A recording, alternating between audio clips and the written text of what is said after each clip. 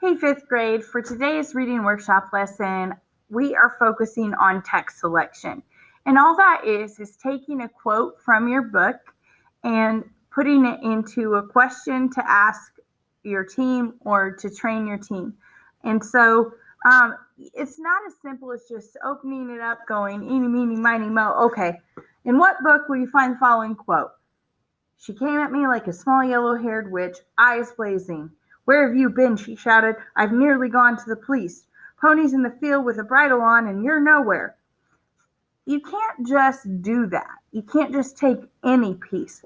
What you need to think about as a reader and as someone who's trying to train your team, you have to think about what are the significant events or what are the important events or themes in the story that I'm reading that are likely to come up into competition. And then I need to select a quote from that part in the book or a selection from that part of the book and give it to my team in that way.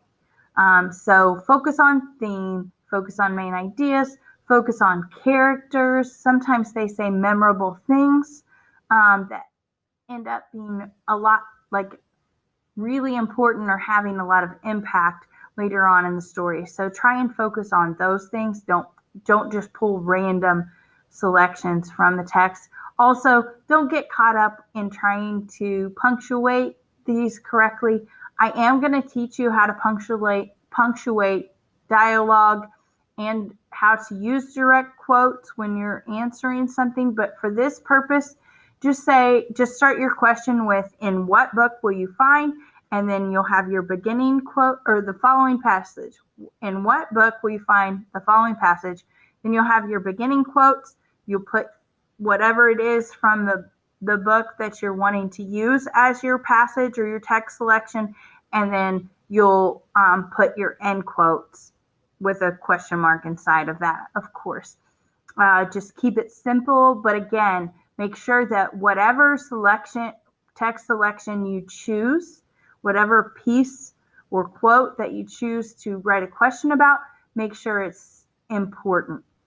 Also, make sure it's not so obvious that anyone who hasn't even read the books would be able to identify, because those kinds of questions aren't going to come up in the tournament.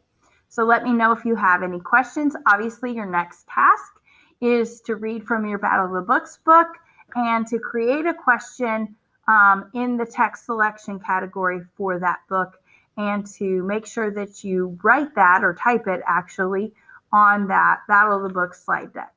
Love and miss you guys. Can't wait to see you soon.